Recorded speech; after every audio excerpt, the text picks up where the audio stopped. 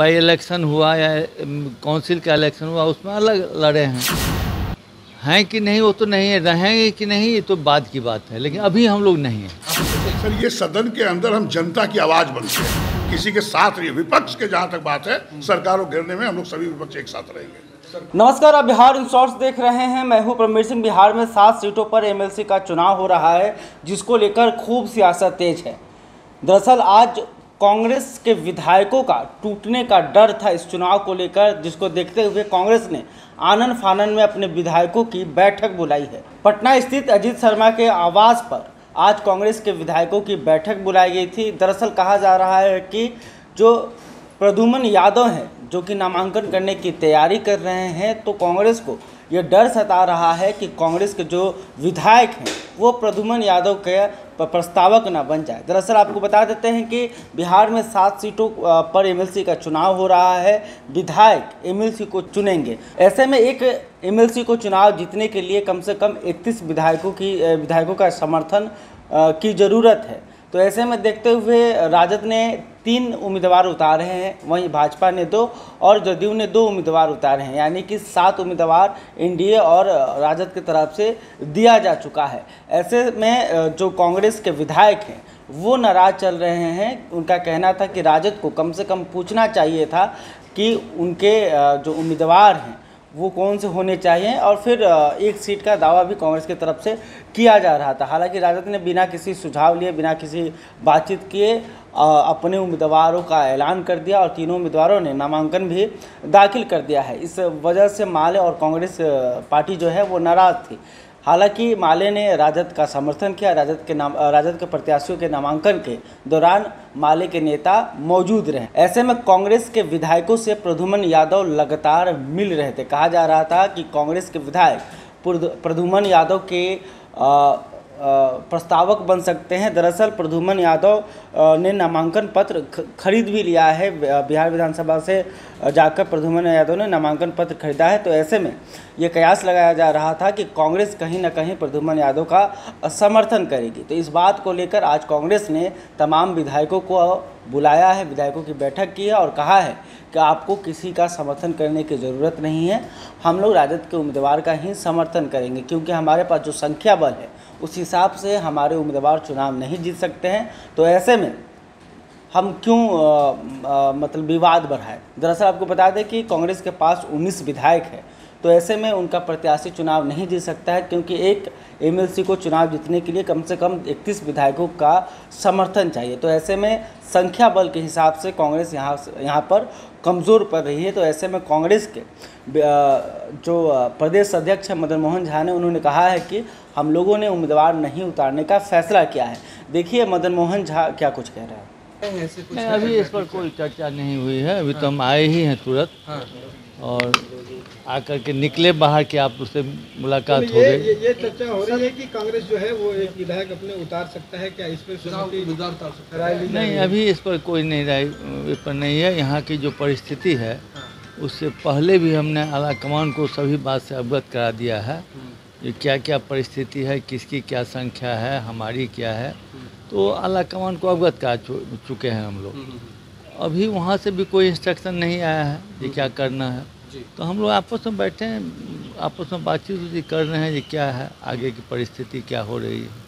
अभी इस पर कोई निर्णय नहीं हुआ है ये क्या करना है। सर, यदि ऊपर से निर्देश नहीं है तो कांग्रेस अपना प्रत्याशी उतारेगी? जो वहाँ से निर्देश आएगा उसी पर पार्टी काम करेगी। ये आला कमान ओरिएंटेड पार्टी है। आला कमान का जो निर्देश होगा, अगर यहाँ किसी विधायक की राय होगी तो इस राय से भी लेटेस्ट में अवगत करा दिया जाएगा आला कमान। अंदर कौन कौन लोग मौजूद हैं, बता सकते हैं? कौन कौन है? सभी विधायकों को बुलाया गया सर बैठक में? वो हमारे सीएलपी बुलाए होंगे। हम 2 बजे रात में बाहर से आए हैं, अभी तुरंत यहाँ 5-7 मिनट पहले पहुँचे हैं। एक फ़ोन आ गया तो उससे बात करने के लिए निकले थे, आप लोग से भेंट हो गई। महागठबंधन में रहने क्या कहाँ अब सवाल है। महागठबंधन तो अभी हम लोग हैं नहीं। महागठबंधन हम लोग शुरू से ही जो बाई इलेक्शन हुआ या काउंसिल का इलेक्शन हुआ उसमें अलग लड़े हैं कि नहीं वो तो नहीं है, रहेंगे कि नहीं ये तो बाद की बात है, लेकिन अभी हम लोग नहीं हैं। ठीक है, आपके जो नेता प्रद्युम्न यादव ने एनआर कटाया है वो किसकी अनुमति वो से सर कटाया है? वो तो आप उनसे पूछिए और आला कमान से पूछिए, तो अब हमें पता नहीं। बिना विधायक दल की अनुमति के ये हो सकता है? निर्दलीय लिया होगा। अब अभी कोई निर्दलीय लिया होगा, कांग्रेस को उम्मीदवार उतार रहे हैं सर आप लोग। कोई कांग्रेस तय है कि वो भी तय होगा, आला कमान खबर करेंगे जो करना है, लेकिन हम लोग अभी कोई कैंडिडेट सबसे तय बड़ा नहीं सवाल ये है कि क्या बिना विधायक दल के नेता के अनुमति के, आला कमान के अनुमति के ऐसे भी कोई भर सकता आप है? भी ले सकते हैं, कोई भी विधान परिषद ले सकता है रसीद, इंडिपेंडेंट कोई भी ले सकता है, वो लिए होंगे। एक एनआर कटाया गया है। हाँ तो इंडिपेंडेंट कोई भी कटा सकता है, वो तो आला कमान तय करेंगे, लेकिन हमको लगता है कि हम लोग गिनती में नहीं है 19 से, इसलिए हम लोग को चुनाव नहीं लड़ेंगे शायद, जैसा यही निर्णय है। लेकिन वो अभी कहना बहुत मुश्किल है, लेकिन हम लोग तो सदन की बैठक कर रहे हैं कि सरकार को कैसे घेरेंगे। आला कमान से इंतजार है अभी भी? नहीं इंतजार नहीं, वो तो तय हो चुका है कि नहीं लड़ना। सदन के अंदर राजद के साथ तय हो चुका कि उम्मीदवार सर ये सदन के अंदर हम जनता की आवाज बनते हैं, किसी के साथ नहीं, विपक्ष के जहाँ तक बात है, सरकार को घेरने में हम लोग सभी विपक्ष एक साथ रहेंगे। तो आपने देखा कि मदन मोहन झा ने कहा कि हालांकि उन्होंने दुख जताया कि राजद को कम से कम कांग्रेस पार्टी से बात करनी चाहिए थी। हालांकि उन्होंने ये भी स्वीकार किया कि संख्या बल के हिसाब से वो चुनाव नहीं जीत सकते हैं, तो ऐसे में उम्मीदवार देना कहीं से भी उचित नहीं है। वहीं आपको बता दें कि आज अजीत शर्मा के आवास पर तमाम विधायकों को, कांग्रेस के विधायकों को बुलाया गया था। हालांकि कांग्रेस के विधायकों का कहना था कि विधानसभा सत्र को लेकर यह बैठक बुलाई गई है और विधानसभा सत्र में सरकार को कैसे घेरना है इसको लेकर हम लोग रणनीति तैयार कर रहे हैं। हालांकि कांग्रेस विधायक दल के जो नेता है अजीत शर्मा, उनका कहना है कि हम लोग विपक्ष के साथ हैं और विधानसभा में विपक्ष के साथ मजबूती से हम लोग सरकार को घेरेंगे।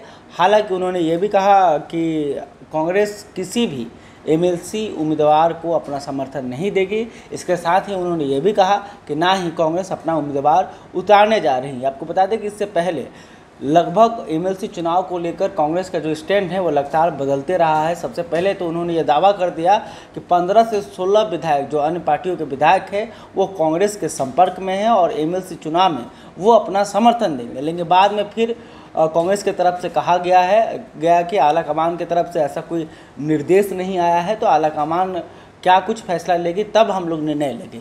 लेकिन आज कांग्रेस की तरफ से यह साफ कह दिया गया कि कांग्रेस पार्टी अपने तरफ से कोई भी एमएलसी चुनाव में नामांकन नहीं करने जा रही है। तो कहीं ना कहीं कांग्रेस ने महागठबंधन के साथ रहने का फैसला लिया है, राजद के उम्मीदवारों को समर्थन देने का फैसला किया है।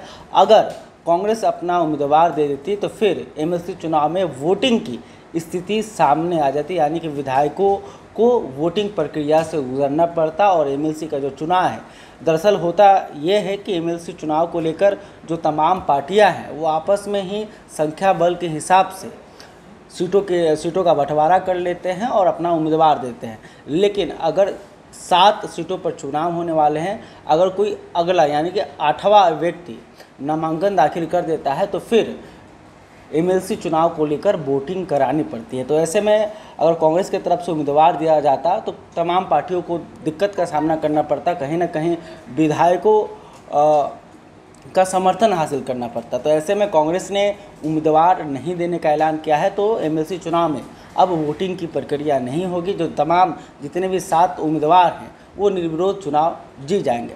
बहरहाल अभी तक आपने हमारे चैनल को सब्सक्राइब नहीं किया तो तुरंत कर लें। इस खबर को लेकर आप क्या सोचते हैं कमेंट करके बताइएगा। वीडियो फेसबुक पर देख रहे हैं तो हमारे पेज को भी लाइक करें। धन्यवाद।